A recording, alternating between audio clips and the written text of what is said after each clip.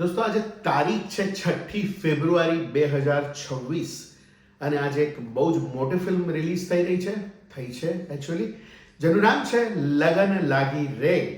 અને લગન લાગી રે ફિલ્મ કેવી છે એની ડિટેલમાં વાત કરીશું આપણે આજના રિવ્યુમાં. તો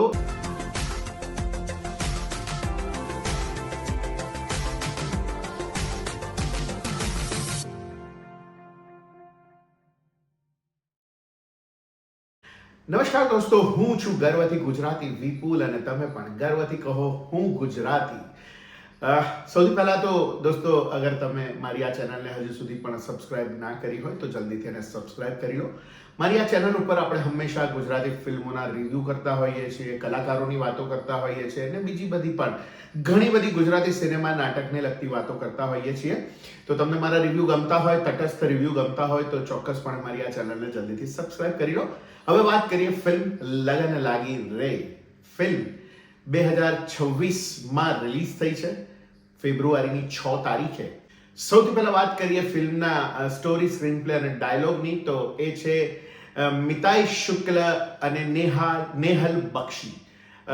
અગાઉની સંદીપભાઈની 3 ફિલ્મો એમણે જ લખી હતી અને આ મારા મિત્ર રિવ્યુઅર મિત્ર હેમિશના કહેવા પ્રમાણે આ લવ ટ્રાયોલોજી છે. આ સંદીપભાઈની 3જી ફિલ્મ છે લવ ટ્રાયેંગલ ઉપર. અને શું આ ફિલ્મ એ જ જે અગાઉની ફિલ્મો હતી એની પરંપરામાં આગળ વધે છે કે નહીં એના વિશેની વાત કરીશું આપણે આજના રિવ્યુમાં. બહુ જ સરસ રીતે ફિલ્મને લખવામાં આવી છે, કન્સીવ કરવામાં આવી છે અને બહુ જ સરસ રીતે ફિલ્મનો સ્ક્રીન પ્લે લખાયેલો છે.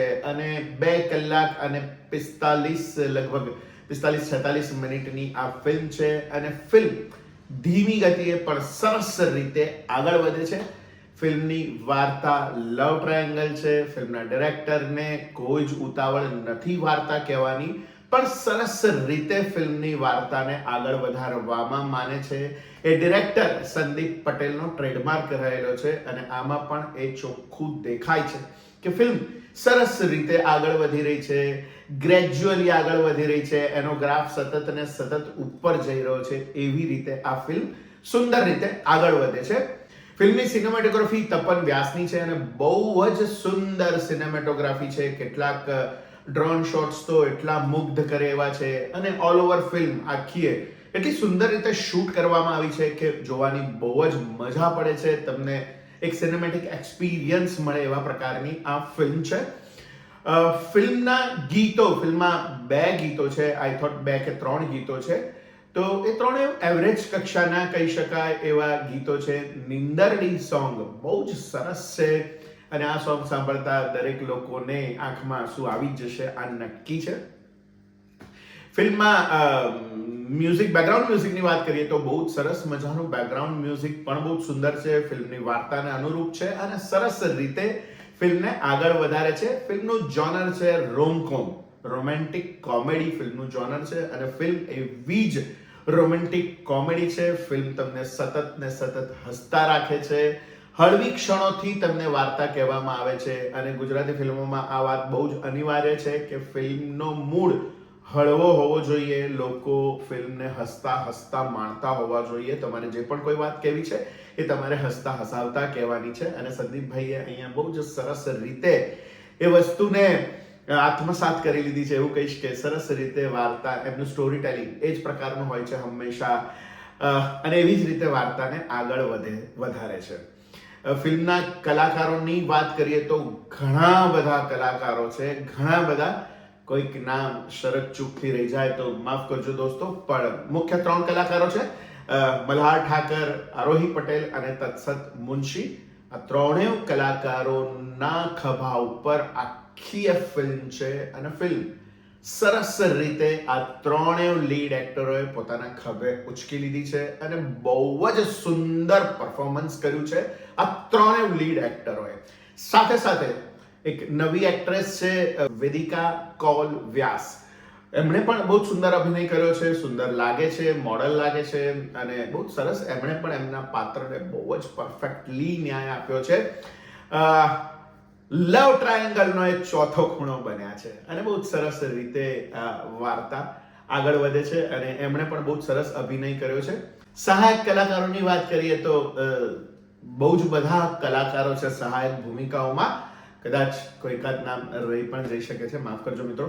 તો સૌથી પહેલા આરતીબેન વ્યાસ, કમલ જોશી, રાગી જાની, અંશુ જોશી, કામિની પટેલ, મનીષા ત્રિવેદી, નિસર્ગ ત્રિવેદી, દિલીપ દવે, જિષ્ણુભાઈ ભટ્ટ અને કલ્પના ગાંગડેકર અને બીજા ઘણા બધા સપોર્ટિવ એક્ટર્સ છે. 2 એવા કેમિયો પણ છે, સરસ મજાના કેમિયો છે. એનું નામ હું નહીં લઉં, નહીતર પછી તમને ફિલ્મ જોવાની મજા નહીં આવે. તો પણ હા, તમે ટ્રેલર જોયું હોય તો એમાં એમનો અવાજ છે, તમે ગેસ કરી શકો છો કે એ કેમિયો કોનો હશે. ફિલ્મ બહુ જ સરસ છે, રોમકોમ છે, લવ સ્ટોરી છે અને સરસ રીતે ફિલ્મને વાર્તાને કહેવામાં આવી છે અને સરસ રીતે સડસડાટ વાર્તા આગળ પણ વધે છે. 3.5 કલાકની ફિલ્મ છે, તેમ છતાં ફિલ્મ સરસ રીતે આગળ વધે છે. તો સરવાળે એક સરસ મજાની ફિલ્મ છે. ડાયરેક્ટર છે સંદીપ પટેલ અને કેપ્ટન ઓફ ધ શિપ છે અને આ વખતે એમણે કોકોનટ મૂવીઝ સાથે કોલોબરેટ કરીને આ ફિલ્મ બનાવી છે અને બહુ જ સરસ રીતે બનાવવામાં આવેલી આ ફિલ્મ છે. વિઝ્યુઅલી જોવાની ખૂબ મજા પડે એવી આ ફિલ્મ છે. દોસ્તો, આ ફિલ્મ જોતી વખતે મને એક સુપરહિટ બોલિવૂડની એક સુપરહિટ ફિલ્મ લવ ટ્રાયેંગલની મને યાદ આવી ગઈ. ફિલ્મ શરૂ થતાની બીજી ત્રીજી જ ફ્રેમમાં તમને ખ્યાલ આવી જાય છે કે આ ફિલ્મ કદાચ એ ફિલ્મ પ્રકારની હોઈ શકે છે. હું એ ફિલ્મનું નામ પણ અહીંયા બોલવા નથી માંગતો, નહીતર તમે પહેલેથી જ ધારણા બાંધી લેશો કે આ એવા પ્રકારની ફિલ્મ છે કે શું. અગર ટ્રેલર જોઈને તમને એવું લાગ્યું હોય કે આ બોલિવૂડની એક સરસ મજાની સુપરહિટ ફિલ્મ જેવી આ ફિલ્મ છે એવું અગર તમને લાગ્યું હોય તો કમેન્ટ બોક્સમાં એ ફિલ્મનું નામ પણ તમે જરૂરથી લખો. અને મેં કેમિયો વિશે વાત કરી કે આ એક જબરજસ્ત કેમિયો પણ છે આમાં, એના વિશે પણ તમે કમેન્ટ બોક્સમાં જરૂરથી લખો.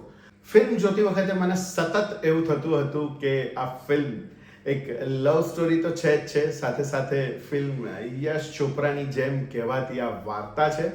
અને મને હંમેશા સંદીપ પટેલની ફિલ્મો જોઈને એવું થાય કે સંદીપભાઈની ફિલ્મો હંમેશા યશ ચોપરાની ફિલ્મોથી પ્રેરિત હોઈ શકે છે.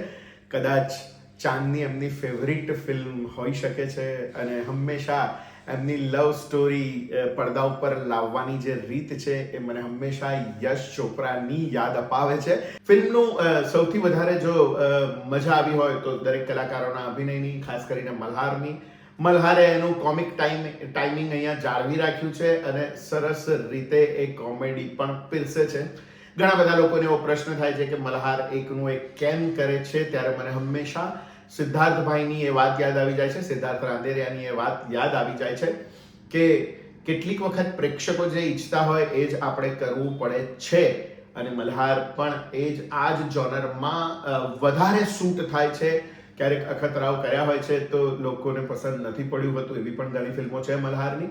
અને મલ્હાર આવા જ અવતારમાં બધાને જોવો ગમે છે, મોટા ભાગના પ્રેક્ષકોને. એટલે કેટલાક લોકો એવું કહે છે કે મલ્હાર કેમ આવું કરે છે, તો ઠીક છે ને, મોટા ભાગના પ્રેક્ષકો મલ્હારની કોમેડી ઈચ્છે છે ને, અહીંયા પણ મલ્હારે એ જ કર્યું છે.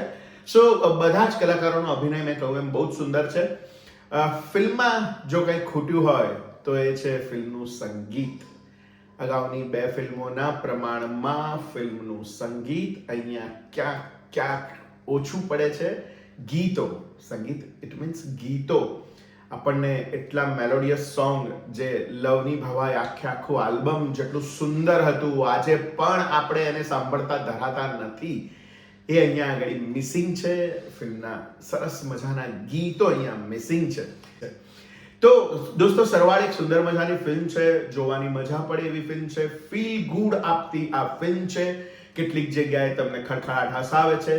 ફિલ્મમાં તમારા મોં ઉપર હાસ્ય તો સતત જ રહે છે, પણ ક્યારેક તમને ઇમોશનલ પણ કરી નાખે છે અને તમારી આંખોમાંથી આંસુ પણ વહી આવે છે. સો એક પરફેક્ટ પેકેજ છે આ ફિલ્મ. બધા જ લોકોને, બધા જ વર્ગના લોકોને ધ્યાનમાં રાખીને બનાવવામાં આવેલી આ ફિલ્મ છે. મારા તરફથી હું આ ફિલ્મને 3.5 સ્ટાર આપું છું. બહુ જ મજા પડી ગઈ મને. તો દોસ્તો, મારો આ રિવ્યુ તમને કેવો લાગ્યો એ જરૂરથી કમેન્ટ બોક્સમાં લખજો. તો દોસ્તો મારો આ રિવ્યુ તમને કેવો લાગ્યો? અગર તમને લાગ્યો હોય તો તમારા મિત્રો સારો લાગ્યો હોય તો તમારા મિત્રો સાથે તમે એને શેર કરો, લાઈક કરો, મારી આ ચેનલને સબસ્ક્રાઇબ કરો. મળીએ દોસ્તો નવા વિડીયોમાં નવી વાત સાથે. ત્યાં સુધી સ્વસ્થ રહો, મસ્ત રહો. આવજો.